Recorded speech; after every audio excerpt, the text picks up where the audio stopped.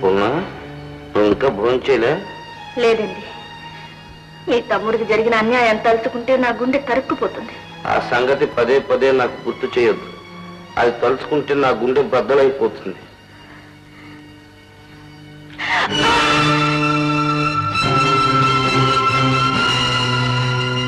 ఏమిటండి ఇది? అది మన ఎస్టేట్ మేనేజర్ మూర్తి వచ్చి వెళ్ళాడు. బహుశా సిగరెట్ ఆర్పకుండా పారేసుకుంటాడు. మూర్తి వచ్చాడా? మద్రాసు వెళ్ళాడని మీరేగా ప్రొద్దున చెప్పారు. వెళ్ళిన వాడు మళ్ళా రాకూడదు ఏమిటి? ఏమిటి అర్థం పర్థం లేని ప్రశ్నలు? మీరేదో చికాగ్గా ఉన్నట్టున్నారు.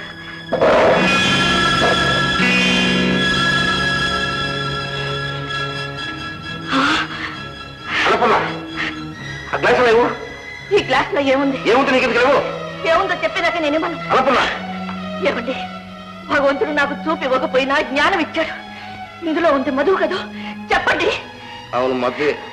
తమ్ముడు పోయిన దగ్గర నుంచి నాకు మతి పాడైపోయింది, అందుకని తాగుతున్నాను.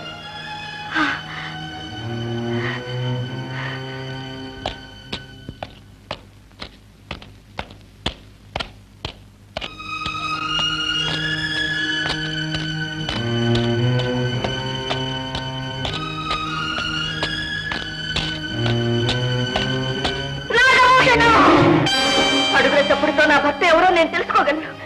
నన్ను నువ్వు మోసం చేయలేవు. అటు సూర్యుడు ఇటు పొడిచినా సరే నా భర్త ఎన్నడూ తాగడు. నీ నడక బట్టి నువ్వెవరో తెలుసుకున్నాను. ఏం తెలుసుకున్నావు? నువ్వు నాగభూషణాన్ని. చెప్పు, నిజం చెప్పు. నా భర్తను ఏం చేశావు? మా ఆస్తి అపహరించడానికి నువ్వేదో పుట్ట పన్నావు. చెప్పు, నిజం చెప్పు. వారిని ఏం చేశావు? అన్నప్పుడు ఏమిటా మాట? నీకేమన్నా మతిపోయిందా? నేను నీ భర్తనే, శశిభూషణాన్ని. ఆగు, నన్ను తాకకు. అడుగు ముందుకు వేసావా? జాగ్రత్త. చెప్పు, నా దేవుణ్ణి ఏం చేశావు? చెప్పు. లేదా ఇప్పుడే నిన్ను పోలీసులకు అప్పచెప్తాను. చెప్పు.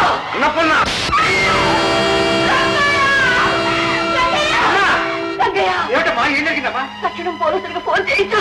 వీడి చేతికి సంఖ్యలు వేయించు. వీడు నా భర్త కాదు రంగయ్య, వీడు నాగభూషణుడు. అమ్మా, ఏమిటమ్మా మీరనేది? మీరు మన పెద్దయ్య గారమ్మా? అయ్యో కాదు రంగయ్య, కాదు. మాటకే కాదు, నా మాట నమ్ము. భగవంతుడు నన్ను పరీక్షిస్తున్నాడు రంగయ్య. తమ్ముడు పోయిన దగ్గర నుంచి అన్నపూర్ణకు మతి చెల్లించింది. నేను తన భర్తనే కాదంటుంది. పిచ్చిదానిలాగా ఏదేదో మాట్లాడుతుంది. వీడి మాటలు నమ్మకు. నాకు పిచ్చి లేదు. మన స్థితిలో ఉండే మాట్లాడుతున్నాను. ఈ విశ్వాసఘాతకుడు నా భర్తలా నటించి మనల్ని మోసం చేయాలని చూస్తున్నాడు రంగయ్య. అన్నపూర్ణ, ఊరుకో. చచ్చిపోయి నాగభూషణం తిరిగి వస్తాడా? రంగయ్య, అర్జెంటుగా వెళ్ళి మన డాక్టర్ని తీసుకురా. రంగయ్య, వెళ్ళొద్దు రంగయ్య, వెళ్ళొద్దు. నా మాట నమ్ము. నాకు పిచ్చి లేదు రంగయ్య. వీడి తగ్గపడి నాటకు. వీడు 100కి 100 నాగభూషణుడు. నా భర్తని చంపేశాడు. నా మాంగళ్యం బలి తీసుకున్నాడు రంగయ్య.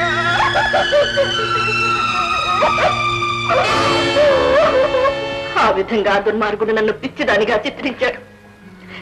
ఏ క్షణంలో నేను నాకు నా బిడ్డకు ప్రాణాపాయం జరుగుతుందనే భయంతో రంగయ్యే మమ్మల్ని రహస్యంగా ఈ ఊరు తీసుకొచ్చాడమ్మా. ఒళ్ళు తెలియని పిచ్చిలో మీరు బిడ్డతో పాటు ఎక్కడికో వెళ్ళిపోయారని ఊరందరూ అనుకుంటున్నారమ్మా. విన్నానమ్మా, విన్నాను. ఆ దుర్మార్గుడే ఊరందరికీ చెప్పుంటాడు.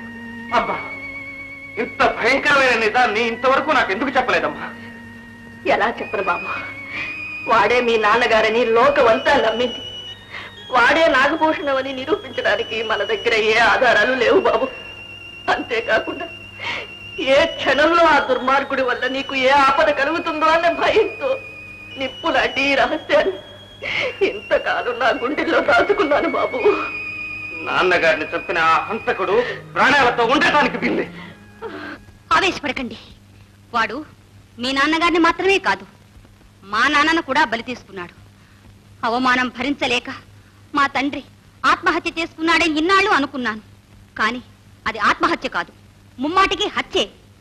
ముళ్ళును ముళ్ళుతోనే తీయాలి, కుట్రను కుట్రతోనే సాధించాలి. పరకాంత పొందుగోరుట పాపము సుమతి, బాబాయ్ ఏం సుబ్బయ్య పంతుల మంది తెచ్చాను లోపలికి పంపించు ఇదిగో ఇంకెవరిని రాని ఏంటి బాబాయ్ నాకే చెప్తున్నారు చెప్పారా రామయ్య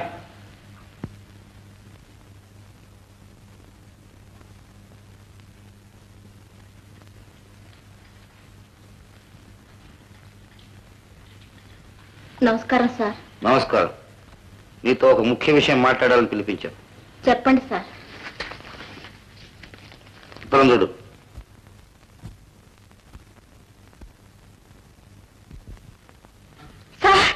దానికి ఏమిటి నీ సంజాయిషి? నాకే పాపం తెలియదు సార్. ఇదంతా అబద్ధం. నా మీద లేనిపోని అపవాదులు మోపాలని గిట్టిన వాళ్ళు ఎవరో ఇలా రాశారు. దయచేసి దీన్ని మీరు నమ్మకండి సార్. ఇదే కాదు, ఇలాంటి ఆకాశరామన్న ఉత్తరాలు ఎన్నో వచ్చాయి. అన్నింటిలోనూ నీ చెడు ప్రవర్తన గురించే రాశారు. అందులో పెళ్లిగాని కళ్ళు పిల్లవి, పిల్లలకు పాఠాలు చెప్పాల్సిన పంతులమ్మవి. నువ్వే ఇలా ప్రవర్తిస్తేలా? భగవంతుని సాక్షిగా చెప్తున్నాను సార్, నేనే తప్పు చేయలేదు. నిప్పు లేనిదే పొగ ఎలా వస్తుంది? సార్ దయచేసి నా మాట నమ్మండి. అదంతా నాకు అనవసరం. నా పేరుతో ఉన్న పాఠశాల కళంకం వస్తే నాకొచ్చినట్టే. అది నేను సహించలేను. కారకులు ఎవరైనా సరే వాళ్ళని తక్షణం ఉద్యోగంలోంచి డిస్మిస్ చేయాల్సిందే. సార్ అంత మాట అనకండి సార్. నా జీతం మీద ఆధారపడి మా కుటుంబంలో 10 మంది బ్రతుకుతున్నాం. మమ్మల్ని దిక్కులేని వాళ్ళుగా చేయకండి సార్. మీ కాళ్ళు పట్టుకు ప్రాధాయపడుతున్నాను సార్. నన్ను ఉద్యోగం నుంచి తీసేయకండి సార్. నన్ను కాపాడండి సార్. లే పాప లే. అసలే నాది జాలి హృదయం. అందులో ఆడవాళ్లు కన్నీళ్లు పెట్టుకుంటే అసలు తట్టుకోలేను. నేను కాపాడుతాను. నీకు నెలకు 300 జీతం ఇస్తాను. సార్ నీ వయసు ఎంత పాప? 20 సంవత్సరాలండి. నాకు ఇష్టమైన వయసు. నా ఇష్ట ప్రకారం నడుచుకుంటే నీకే కష్టం రాని.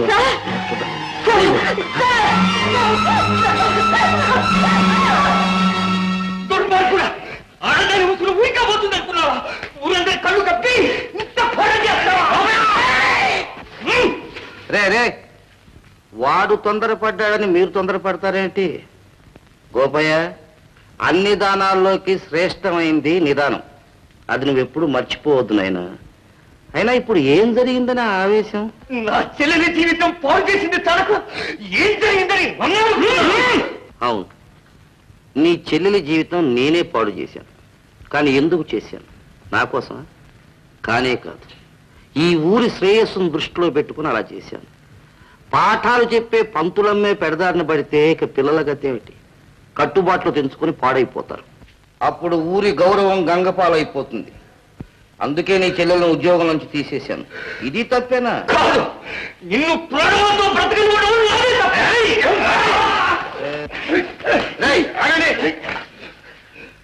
వాడిని కొట్టొద్దు. నా కళ్ళ ముందు ఒక్క చీమక హాని జరిగినా నేను చూడలేను. వాడిని తీసుకుపోండి. నేను కొలితే వీరవస్తుడి సాక్షిగా చెబుతున్నాను. గడప దాటి బయటికి నీ రక్తం చూస్తాను.